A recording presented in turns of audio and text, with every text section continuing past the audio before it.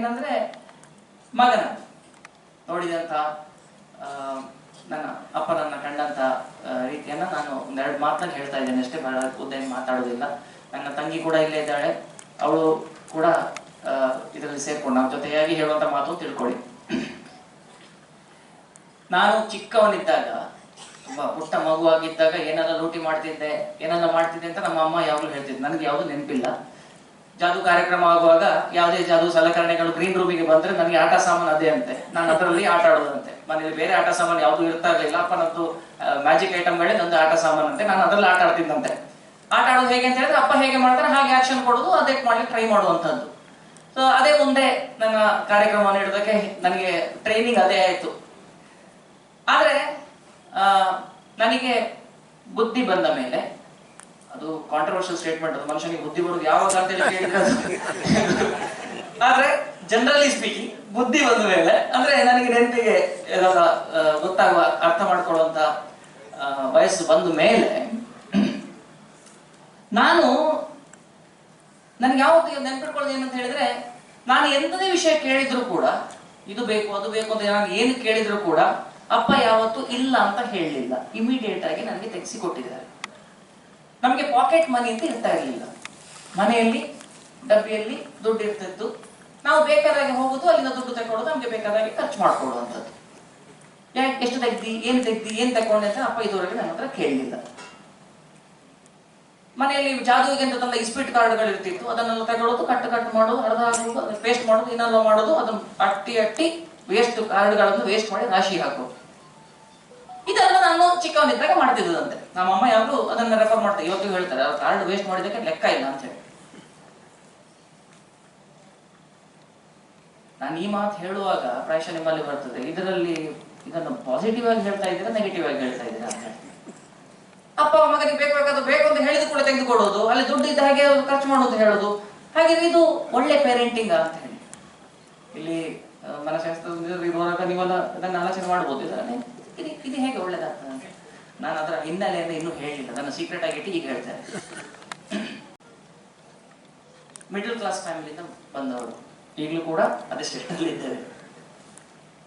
ನಾನು ಬೇಕಾದದ್ದನ್ನೆಲ್ಲ ಅಪ್ಪ ನನಗೆ ತೆಗೆಸಿಕೊಟ್ಟದ್ದು ಯಾಕೆ ಅಂತ ಹೇಳಿದ್ರೆ, ಅಂತ ಅಗತ್ಯ ಇರುವುದನ್ನ ಮಾತ್ರ ಕೇಳುವಂತ ಬುದ್ಧಿಯನ್ನ ಅವ್ರು ನನಗೆ ಹೇಳ್ಕೊಟ್ಟಿದ್ರು. ಕೇಳಿದಾನೆ, ಅವ ಏನೋ ಕೇಳಿದ ಅಂತ ಆದ್ರೆ ಅದು ನಿಜವಾಗ್ಲೂ ಅಗತ್ಯ ಇದೆ, ನಾನು ಇನ್ನು ಅದನ್ನ ಆಲೋಚನೆ ಮಾಡ್ಬೇಕಾಗಿಲ್ಲ ಅಂತ ಹೇಳಿ ಅದನ್ನ ಆಲೋಚನೆ ಮಾಡುವಂತ ಕೆಲಸ ಅವರಿಗೆ ಇವತ್ತಿಗೂ ಇಲ್ಲ. ಇವತ್ತಿಗೂ ಕೂಡ ಏನು ಬೇಕು ಅಂತ ಹೇಳಿದ್ರೆ ನಾನು ಕಪ್ಪ ಹೋಗೋದು ತಗೊಳ್ಳೋದು, ಅಂದ್ರೆ ಆ ಒಂದು ಕಲ್ಚರ್ ಅನ್ನ ನ್ಯಾಚುರಲ್ ಆಗಿ ನಮ್ಮಲ್ಲಿ ಡೆವಲಪ್ ಮಾಡಿಸಿದವರು. ಅದು ಇವತ್ತಿಗೆ ಅದು ಗೊತ್ತಾಗ್ತದೆ ಎಷ್ಟು ಇಂಪಾರ್ಟೆಂಟ್ ಅದು ಅಂತ ಹೇಳಿ. ಹಾಗೆ ಹೇಳಿದಾಗೆ ದುಡ್ಡು ಬೇಕಾದಷ್ಟು ದುಡ್ಡು ಡಬ್ಬಿಯಲ್ಲಿ ಇರ್ತಿದ್ದು ಬೇಕಾದ್ರೆ ಇದು ಅಂತಲ್ಲ, ಖರ್ಚು ಮಾಡುವಾಗ ಅದರ ಅಗತ್ಯತೆಯನ್ನ ಇವ್ಯಾಲ್ಯುಯೇಟ್ ಮಾಡಿ ಖರ್ಚು ಮಾಡುವಂತಹ ಬುದ್ಧಿಯನ್ನ ಹೇಳಿಕೊಟ್ಟವರು ನಮಗೆ. ಅಗತ್ಯ ಇದೆ ಅಂತ ಆದ್ರೆ ಖರ್ಚು ಮಾಡೋ ಹಿಂದೆ ಮುಂದೆ ನೋಡಬಾರ್ದು, ಅಲ್ಲಿ ಬಿಟ್ಟಾಸ್ ಮಾಡೋದು ಅಂತ ಹೇಳ್ತೇವೆ, ಅದಿಲ್ಲ. ಅಗತ್ಯ ಇದೆ ಬೇಕು ಅಂತ ಆದ್ರೆ ಅದನ್ನ ಮಾಡೋದೆ. ಚಿಕ್ಕ ಉದಾಹರಣೆ ಹೇಳ್ತಾನೆ, 97ನೇ ಇಸುವಿಯಲ್ಲಿ ನಾನು ಕಂಪ್ಯೂಟರ್ ಕ್ಲಾಸಿಗೆ ಸೇರಿದ್ದಷ್ಟೇ. ಆಗ ಕಂಪ್ಯೂಟರ್ ಅಂದ್ರೆ ಏನು ಅಂತ ಗೊತ್ತಾಗಿದ್ದು ಆಗ ನನಗೆ. ಅಮ್ಮ ಟೈಪ್ ರೈಟಿಂಗ್ ಮಾಡ್ತಿದ್ರು. ಸೊ ಮನೆಗೆ ಒಂದು ಕಂಪ್ಯೂಟರ್ ಹೋಗೋಣ, ಅಮ್ಮ ನೀವು ಟೈಪ್ ಮಾಡ್ತಿಲ್ಲಮ್ಮ, ಏನು ಮಿಸ್ಟೇಕ್ ಆದ್ರೂ ಕೂಡ ಅದನ್ನು ನಿಮಗೆ ತಿದ್ದಲಿಕ್ಕೆ ಆಗುದಿಲ್ಲ, ಅದಕ್ಕೆ ವೈಟ್ನರ್ ಹಾಕೋದು ಮಾಡೋದು, ಇಲ್ಲ ಕಂಪ್ಯೂಟರ್ ಹಾಗಲ್ಲ ಹೀಗೆ ಮಾಡ್ಲಿಕ್ಕೆ ಆಗ್ತದೆ, ಅದನ್ನು ಬೆರೆಸು. ಮತ್ತೆ ನಮ್ಮ ಗಿಲಿ ಕನ್ವೆನ್ಷನ್ ಆಗ ಮೊದಲು ಒಂದು ಬ್ರೋಷರ್ ರೆಡಿ ಮಾಡಿದ್ದು ನಾವು, ನಾನೇ ಮಾಡಿ, ಬಹಳ ಹೆಮ್ಮೆ ಆಗ ನಾನೇ ಫುಲ್ ಡಿಸೈನ್ ಮಾಡಿ ನಾನೇ ಮಾಡಿದ್ದು ಅಂತ ಹೇಳಿ. ಫಸ್ಟ್ ಅದನ್ನ ಪ್ರಿಂಟ್ ಮಾಡಿ ಆಯ್ತು, ಪ್ರಿಂಟ್ ಮಾಡಿ ಈಗ ಕನ್ವೆನ್ಷನ್ ಮಾಡ್ತಾ ಇದ್ದೇವೆ ಅಂತ ನಮ್ಮ ಸ್ನೇಹಿತರಿಗೆ ಹೊರಗೆ ಕೊಟ್ಟಾಗ ಅದ್ರಲ್ಲಿ 25 ಮಿಸ್ಟೇಕ್ ಅನ್ನು ಹುಡುಕಿದ್ರು. ಆಗ ಹೇಳಿದ್ರು, ಕಂಪ್ಯೂಟರ್ ನಂದು ಸ್ಪೆಲ್ ಚೆಕ್ ಅಂತ ಬರ್ತದೆ, ನೀವು ಅದನ್ನು ಮಾಡಿದ್ರೆ ಆಗ್ತದೆ. ಆಗ ಅದನ್ನು ಬರ್ತದೆ, ಮನೆಗೆ ಒಂದು ಹೇಳುದು, ಅಯ್ಯೋ ಅದು ಬರ್ತದೆ ಇದು ಬರ್ತದೆ ಹಾಗೆ ಬರ್ತದೆ ಅಂತ ಹಾಗೆ ಇದನ್ನು ಕಂಪ್ಯೂಟರ್ ತೆಗೆಯುವ. ನಾನು ಇಷ್ಟು ಸಾರಿ ಹೇಳೋ ಅಪ್ಪನಿಗೆ ಅಂದಾಜು ಕೇಳ್ತಾ ಇದ್ದೇನೆ ಅದೇ ಬೇಕು ಅಂತ ಹೇಳಿ ತೆಗೆಯುವ ಅಂತ ಹೇಳಿ. ಆ ಕಾಲದಲ್ಲಿ ಹತ್ರ 1 ಲಕ್ಷ ರೂಪಾಯಿ ಖರ್ಚಾಗಿದೆ ನಮ್ಗೆ ಕಂಪ್ಯೂಟರ್ ಬರುವಾಗ. ನಿಮ್ಗೆ ಗೊತ್ತಿದೆ ಅದು ಕಂಪ್ಯೂಟರ್ ಅಂದ್ರೆ ಇನ್ವರ್ಟರ್ ಬರಬೇಕು, ಅದು ಬರಬೇಕು, ಇದೆಲ್ಲ ಬರುವಾಗ ಎಲ್ಲ ಸೇರುವಾಗ ಹತ್ರ 1 ಲಕ್ಷ ರೂಪಾಯಿ ಖರ್ಚಾಗಿದೆ ಆ ಕಾಲದಲ್ಲಿ. ಹಿಂದೆ ಮುಂದೆ ನೋಡ್ಲಿಲ್ಲ, ತೆಗೆಸಿಕೊಟ್ರು. ಅಷ್ಟು ಸಪೋರ್ಟ್ ಮಾಡಿದ್ರಿಂದ ಇವತ್ತು ನಾನು ಈ ಕಂಪ್ಯೂಟರ್ ಎಲ್ಲಾ ಫೀಲ್ಡಿನಲ್ಲಿ ಸೆಲ್ಫ್ ಇಂಟ್ರೆಸ್ಟ್ ತಗೊಂಡು ಮಾಡ್ಲಿಕ್ಕೆ ಸಾಧ್ಯ ಆಯ್ತು.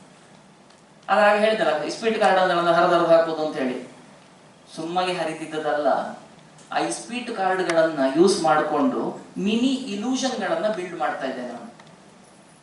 ಒಂದು ಇಸ್ಪೀಟ್ ಕಾರ್ಡ್ನಿಂದ ಒಂದು ಸಣ್ಣ ಪೆಟ್ಟಿಗೆ ಮಾಡೋದು, ಆ ಪೆಟ್ಟಿಗೆ ಒಳಗೆ ಅದನ್ನ ಹೀಗೆ ಕವರ್ ಮಾಡಿ ತೆಗೆದ್ರೆ ಹೇಗೆ, ಅದನ್ನೇ ನಾವು ದೊಡ್ಡ ಇಲ್ಯೂಷನ್ ಮಾಡುವಾಗ ಆ ದೊಡ್ಡ ಪೆಟ್ಟಿಗೆ ಒಳಗೆ ಹುಡುಗಿಯನ್ನ ಹೇಗೆ ಪ್ರೊಡ್ಯೂಸ್ ಮಾಡಬಹುದು, ಇದನ್ನ ಆ ಚಿಕ್ಕ ಮಾಡೆಲ್ ಅನ್ನ ನಾನು ಇಸ್ಪೀಟ್ ಕಾರ್ಡ್ ನಲ್ಲಿ ಮಾಡ್ತಿದ್ದೆ. ಇವತ್ತಿಗೂ ಕೂಡ DIY ಕಲ್ಚರ್ ನನ್ನಲ್ಲಿ ಡೆವಲಪ್ ಆಗಿ ನಮ್ಮ ಎಲ್ಲಾ ಇಲ್ಯೂಷನ್ ಗಳನ್ನ ಬಿಲ್ಡ್ ಮಾಡುವಂತಹ, ಅದನ್ನ ಡಿಸೈನ್ ಮಾಡುವಂತಹ ಸಾಮರ್ಥ್ಯ ಬಂದದ್ದು ಅಲ್ಲಿಂದ. ಯಾವುದೇ ಫಾರ್ಮಲ್ ಟ್ರೈನಿಂಗ್ ಇಲ್ಲ. This is parenting. This is what I what. ಆಮೇಲೆ ಇನ್ನೊಂದು ವಿಚಾರ ಹೇಳಬೇಕು ಅಂತ ಇದ್ದೇನೆ.